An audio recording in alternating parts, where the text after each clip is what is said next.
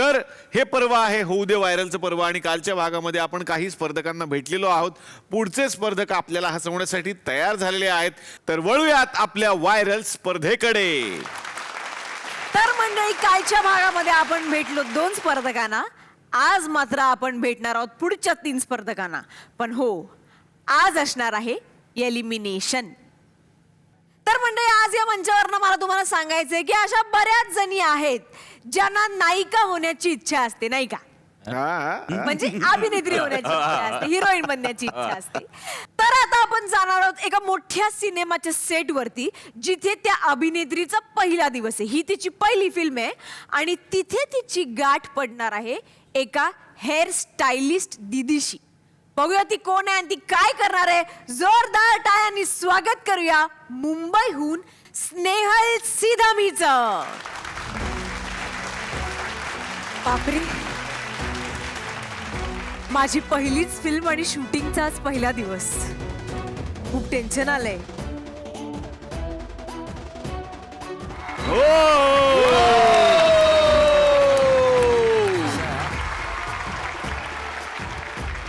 Heroine कोण आहे? मी चारुशीला बनसोडे. मलाच कृष्ण माहिती. ते भारत बंदच्या दिवशी ऑडिशन ठेवलं होतं आणि तू एकटीच आली होती, तीच आहे ना तू? तरी म्हणलं कृष्णाचा चॉईस कसा काय चुकला. कोण आहात? कोण तुम्ही? अगं परी आहे, हेअर ड्रेसर आहे मी. दिसत नाही का तुला? ओके ओके, ठीक आहे दीदी. मग आधी तुम्ही हे सगळं सोडा आणि इथनं मला फक्त हाईट हवी आहे आणि हे स्पॉट दादा. Yes madam. ए, आता विसरायचं. हिरो आहे तू, हिरो. बस जरा. स्पॉट अरे हिरो दादा, हिरो. स्पॉट दादा. अरे मैडम आइए, जूस कुछ फ्रूट सलाड लेके आओ ना जल्दी. Thank you so much. मला मगासपासून हवंच होतं पण कुणी येतच नव्हतं. माझ्यासाठी मागवले ते सगळे. इथं मी मॅडम आहे, वा. तू नाही. बस खाली. एक मिनिट प्लीज, तुम्ही माझे हेअर करायला घ्या. हे इथे मला हाईट हवी आहे कृष्णा, आणि ए बाबा, काय जी ही चेहरा आता मी करायचे. मी क्या बात है. बापरे. करायचे म्हणजे मी हिरोईन आहे. अरे हिरोईन आहे माहितीये मला. मग मला प्लीज तुम्ही एक वेगळं स्क्रिप्ट द्या. ह्याच्यात काही वाचताही येत नाही. स्क्रिप्ट. एक मिनिट, हसायला काय झालं? अगं स्क्रिप्ट आहे ना वाक्यांचं असतं, शब्दांचं नाही. हा? अच्छा. एवढंच तर करायचं तुला पिक्चर वा वा मध्ये. वा वा वा. एक मिनिट, तुम्हाला कसं माहिती? मी आहे ना आधी स्क्रिप्ट वाचते आणि मग ठरवते ह्या पिक्चरला हेअर करायची की नाही ते. बापरे. स्क्रिप्ट वाचूनच मला कळतं हा पिक्चर चालणार आहे का डाब्यात जाणार आहे. साधा नाहीये, स्टार घडवलेत या परीने.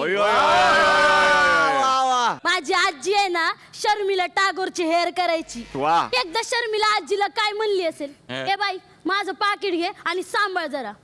माझी आजी आणि पाकिट सांभाळणार. तिनं तिच्या केसाचा असा बुचडा बांधलाय की नाही बघ. म्हणजे पाकिट आहे ना बुचड्यात ठेवलं. हेअरस्टाईल आहे ना माझ्या आजीनेच घडवली. आणि हे तर काहीच नाहीये. एकदा तर आहे ना सविता मालपेकर मला नडल्या. मग काय काक स्पर्श पाहिला नाही का?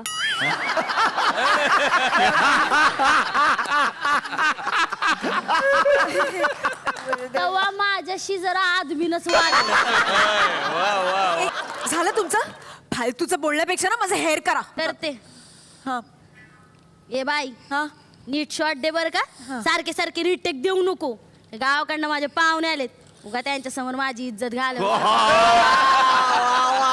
त्यांना म्हणलं होतं सोनाली कुलकर्णीचं दाखवते तुम्हाला शूटिंग. आणि दाखवते कोण? ही चंद्रशिला बनसोडे. हिरो कोण आहे? आरके. कामाच्या गडबडीत लक्षात नाही आला. आरके म्हणजे रणबीर. रामचंद्र कपूर नाव आहे त्याचं. रामचंद्र कपूर. याच्या बापाचा आहे ना कापूर विकायचा धंदा होता, म्हणून त्याने कपूर करून घेतले. हिरो हिरो तुमचा असा डायलॉग आहे की श्रावणी तुम्हाला विसरून जा, असं डायरेक्ट हा डायलॉग बोला हा चला हा, सुरू कर कडक हा. घे. ओ हात पुढे करा, हात पुढे करा. हा, बांध राखी, बांध त्याला राखी बांध. येड्याचा बाजार आहे नुसता, नुसता येड्याचा बाजार आहे. हो, हा. थांब रे जरा, बरं इथनं बघू दे, बरोबर लागले का? वा वा. चल घे. माझ्या दिलात तुझ्याशिवाय कोणीच कट कट कट कट काय करताय रे बाबा? काय करते तू? हा सीन आहे का? कसं सांगितलंय ते? माझ्या दिलं तुझ्याशिवाय कोण नाही, असं आहे ना ते. नीट कर ना बाई. 1 मिनिट. तुझ्या आईचा घो.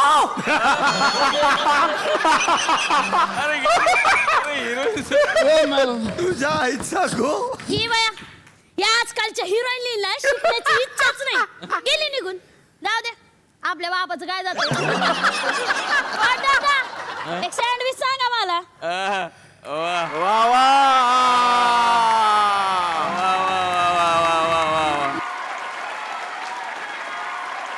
बाप रे, मला जर माझ्या अख्ख्या करिअर मध्ये अशी हेअर टाई मिळाली असती, मी नष्ट झाली असती. माझा सगळा कॉन्फिडन्स संपला असता. वा, वा, वा, वा. पण तू बहारदार केलंयस हे, बहारदार.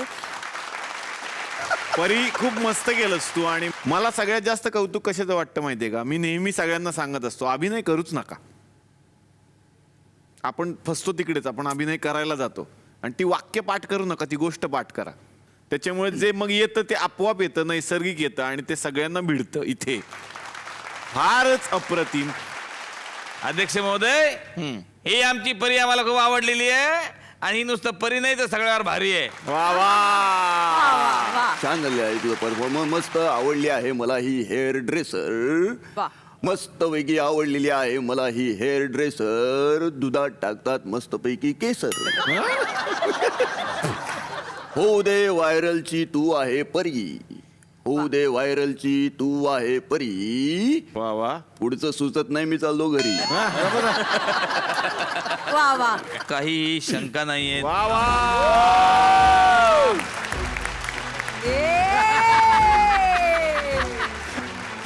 म्हणजे जी खुर्ची आहे ती एका महिलेनं हिसकावून घेतलेली आहे.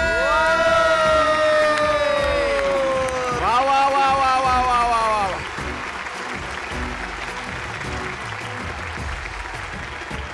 पण एकदा जोरदार टाळ्या झाल्या पाहिजेत श्रेया बुगडे यांच्यासाठी पण, ज्यांनी या ऍक्ट मध्ये तुला चांगला सपोर्ट केला.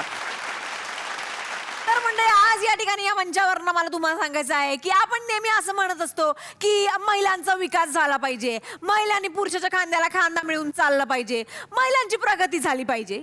पण काही पुरुष असे असतात मंडळी की ज्यांना ही गोष्ट खुपते आणि ही पुरुष मंडळी असतात पुरुष बचाव संघटनेचे प्रतिनिधी. आणि त्यांच्याचपैकी एक प्रतिनिधी आज इथे येणार आहे. जोरदार टाळ्यांनी स्वागत करूया अकोल्याहून किशोर बळी यांचं. हो.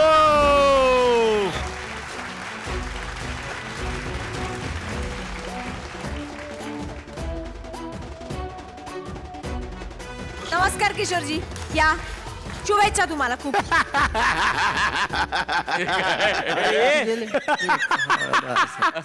अरे आलं इथे परत. काय झालं? मी तुम्हाला सांगतो, हा. जगात 2 प्रकारचे लोक राहतात. हा. 2 प्रकारचे डायरेक्ट डिवायडेशन करता येते. एक म्हणजे आनंदित आणि एक म्हणजे विवाहित. 2 प्रकारचे. मी सांगतो ना, प्रेमागिमाचं काही टेन्शन नसते. प्रेम आणि लग्न याच्यात फरक काय आहे? प्रेम हा बस मधला प्रवास आहे आणि लग्न हा विमानातला प्रवास आहे.